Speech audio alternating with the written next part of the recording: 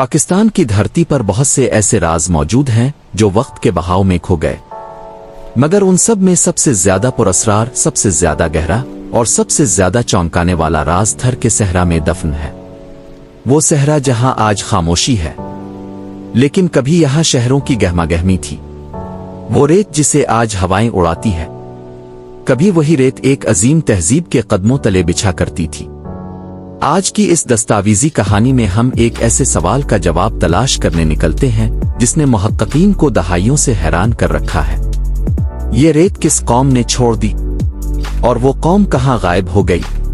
Hello दोस्तों, मैं हूं जेडी और आप देख रहे हैं हिस्ट्री बाइट। इस चैनल पर हम दुनिया के अनोखे राज, पुरानी तहजीबों की कहानियां और हैरान कुन तारीखी हकायक आप तक पहुंचाते हैं। तो आइए शुरू करते हैं आज का सफर।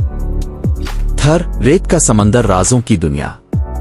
पाकिस्तान के जनूब मशरिक में फैला हुआ थर का सहरा सिर्फ रेत का एक बेजान खित्ता नहीं, ये दरअसल एक ऐसी किताब है जिसके औराक वक्त ने दफन कर दिए हैं। इस किताब में वो कहानियां लिखी हैं जो इंसानों के कदमों, उनकी बस्तियों और उनके ख्वाबों ने यहां छोड़े, मगर आज यहां सिर्फ खामोशी है।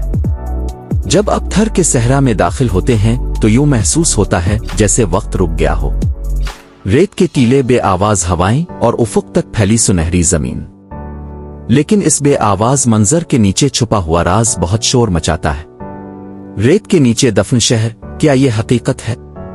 बहुत अरसे तक लोग समझते रहे कि थर हमेशा से बेआब हो गया था, यहां कभी जिंदगी पनपी ही नहीं। मगर फिर एक दिन सब कुछ बदल गया। कदीम बर्तनों के टुकड़े, ईंटों के ढांचे, इंसानी बस्तियां, पुराने कुनवे और कभी ना खत्म होने वाली लकीर जैसे रास्ते, ये सब रेत के नीचे से सामने आने लगे। मुहक्किकीन हैरान रह गए। क्या थर का सहरा कभी सरसब्ज था? क्या यहां पानी बहता था? क्या यहां कोई तहजीब आबाद थी? जवाबात अभी तक मुकम्मल नहीं, मगर सबूत हैरान कुन है। बारिशों की बस्ती रेत नहीं, हरियाली थी। माहिरीन इंसान कदीमा का कहना है कि हजारों साल पहले थर का इलाका सरसब्ज था।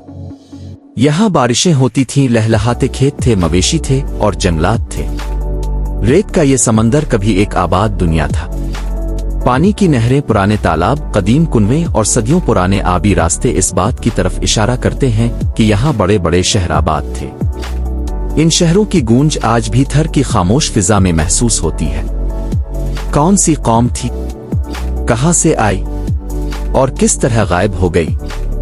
ये वो सवाल है जहां से असल पुरअसरारियत शुरू होती है। कुछ मुहक्किकीन कहते हैं कि ये मोइंजोदड़ो और हड़प्पा की तहजीब से जड़ी कौम थी। कुछ कहते हैं कि ये उनसे भी पुरानी तहजीब थी। कुछ का ख्याल है कि यह कौम वस्ती एशिया से आई थी और चंद सौ बरस यहां रही। और चंद माहिरीन का दावा है कि यह तहजीब समंदरों के मशरकी हिस्से से आई थी और यहां तिजारत करती थी। मगर सबसे बड़ा सवाल यह है कि ये तहजीब खत्म कैसे हुई? इसका जवाब भी हैरान कुन है। कुदरत का फंदा, पानी का गायब हो जाना। एक नजरिया यह है कि थर के लोगों की जिंदगी बारिशों पर कायम थी। जब मौसम बदला, बारिशें कम हुई, कुनवे खुश्क होने लगे, तो यह कौम आहिस्ता आहिस्ता थर छोड़कर शुमाल और मगरिब की तरफ मुंतकिल हो गई। उनके जाने के बाद हुआ ने धीरे धीरे सब कुछ रेत में दफन कर दिया। घर, मंदिर, गलियां, खेत, सब कुछ। मगर मसला यह है कि हकीकत सिर्फ ये नहीं। दूसरा नजरिया, एक बड़ी तबाही। कुछ मुहक्किकीन का ख्याल है कि इस इलाके में एक बहुत बड़ी आफत आई। शायद कोई खुश्क साली, शायद कोई बीमारी, शायद किसी दरिया का रुख बदल गया। इस तब्दीली ने पूरी तहजीब को जड़ से उखाड़ दिया। लोग अपने घरों से निकले मगर वापस कभी ना आए। उनके कदमों के निशान रेत ने धो डाले और पीछे सिर्फ सवाल रह गया, वो कौन थे और कहां चले गए?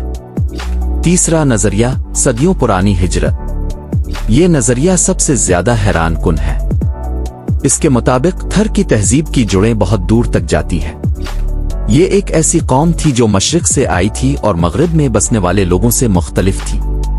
उनके फिन तामीर, उनके बर्तनों और उनके रहन सहन का अंदाज इस बात की तरफ इशारा करता है कि वो लोग कोई आम कबीला नहीं थे। वो इल्म रखते थे, हुनर जानते थे और अपने दौर में तरक्की याफ्ता थे। उनके गायब होने के बाद कई सौ साल तक इस इलाका में कोई बड़ी तहजीब नहीं रही। सिर्फ रेत, हवाएं और सुकूत। पुरस्रार निशान, रेत में अतिलत्ते नक्श ओ निगार। आज भी जब कभी तेज आंधी थर में चलती है तो रेत उड़ने लगती है, और कहीं कहीं किसी पुराने सुतून, किसी पुरानी दीवार या किसी मिट्टी के बर्तन का छोटा सा टुकड़ा बाहर निकल आता है।